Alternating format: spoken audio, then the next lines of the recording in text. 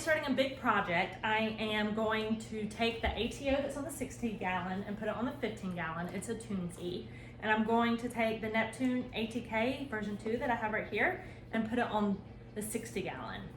The 15 gallon doesn't necessarily need an auto top off, but I'm having to fill it up every day and I like the automation, so I'm going to go ahead and make sure that it's not fluctuating a whole lot by adding an ATO to it. So I am opening up this Neptune Systems ATK. This is going to be the first one I have done.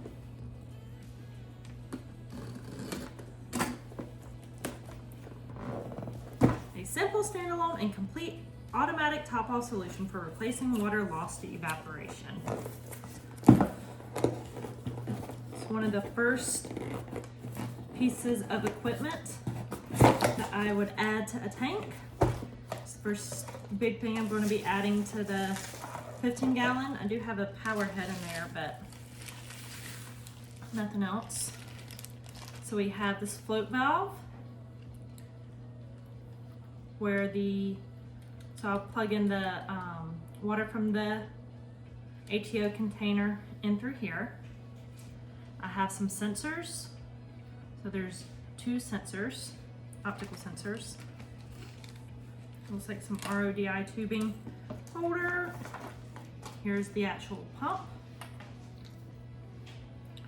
So this will sit down in the ATO, it'll set the water up, ATO container.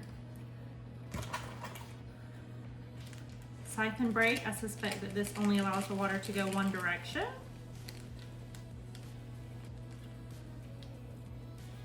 Maybe not.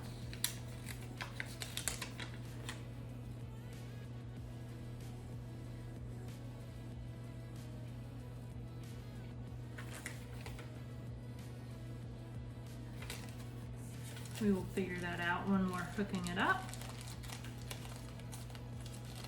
I have the Aquabus cable, which looks like a USB. You have to be careful with USBs because you want to make sure it's not running power. The USB is fine as long as it's not running power to the ATO system. Took me some research to figure that out. A nice pictorial, nice diagram of how I set the whole thing up. The power brick, and I'm assuming this is the brain. Fluid monitoring. And of course a nice Neptune sticker for me to put in my sticker collection. Alright, so I think what I'm going to do is take this off of my skimmer so I can get to the area behind the skimmer a little bit easier. So I am actually going to empty it because I don't want to accidentally spill that nastiness anywhere. Take this around. Now.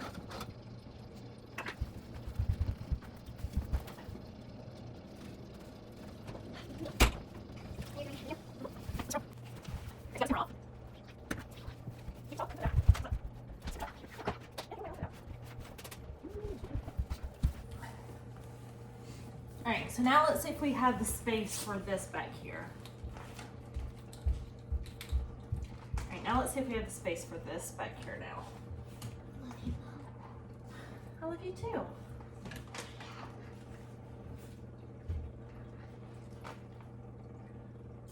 I have no idea where to put this. I don't think it's going to fit anywhere.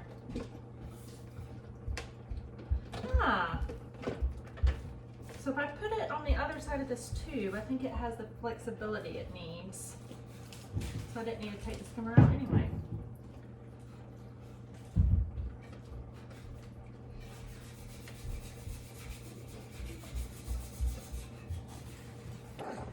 So what I ended up doing was actually putting the float valve so it's in between the tube and the base of the skimmer. And as you can see, it has, see if I can take the image, so it has room to move. So That should work really nicely. Glad I thought to do that. So as you can see, the float valve is positioned in between the adjuster and the base of the skimmer.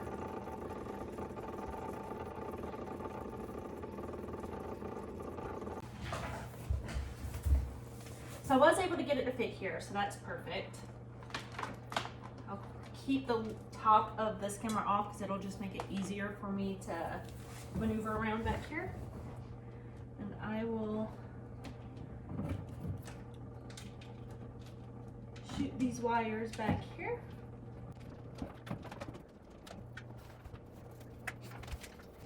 I really want a custom sump from Adaptive Reef. One of the nice big ones that takes all of this kind of stuff into consideration. This was a great starter sump, but definitely got a lot of stuff going on down here now. And just not quite enough room for it. Okay, I'll go around to the back of the tank and grab those wires.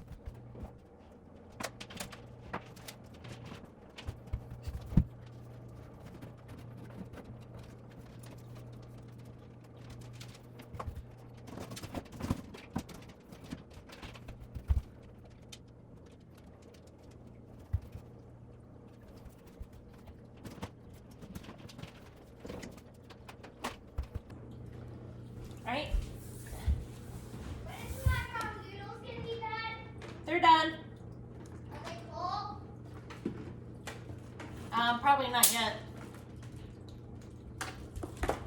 So now I've got this crazy mess of wires over here, but put this back onto the Murloc fitting for the pump, and I'll stick this down in here.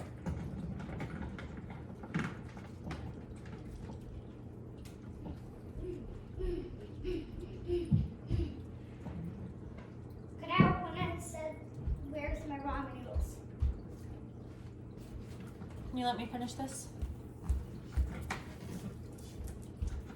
All right, so as you can see, this is my ATO reservoir. I've actually got a float valve attached to this, so that way when I fill it up, it automatically turns itself off. And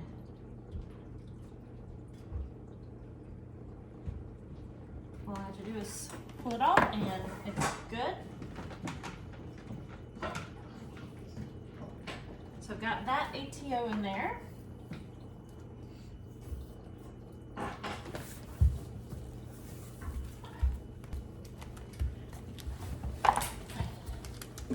So it says to install the mounting bracket. I have this control panel back here that I just have not put together yet by Adaptive Reef, and I'll eventually get that together. So I'm not going to actually attach it to anything yet because of that.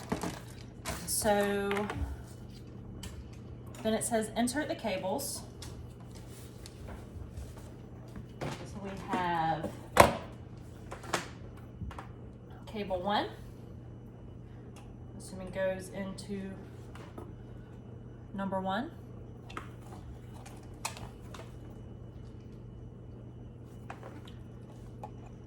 So you can see it's got 1, 2, 3, 4 across there. Cable 1 is nice and labeled for us already.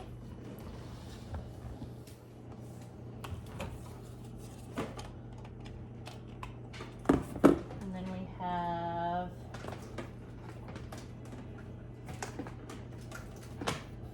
too many wires. Cable number 2.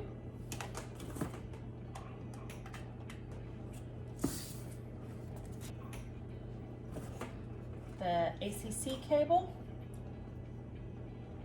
This goes to the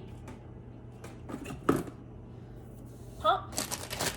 And then the power cable. And I'll plug this into the same spot on the energy bar that Tunze is connected.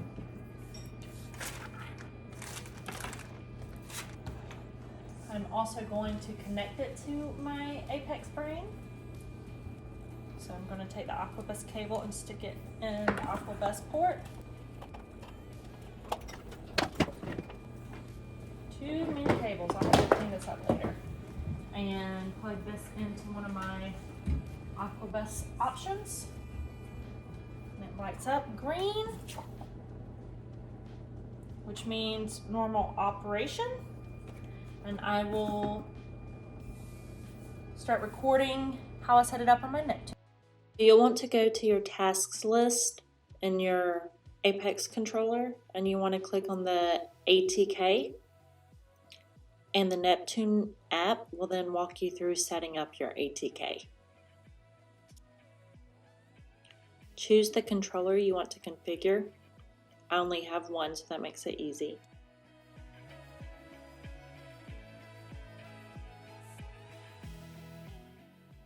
Then you'll be able to rename the ATK whatever you want. I name mine A_1 ATK.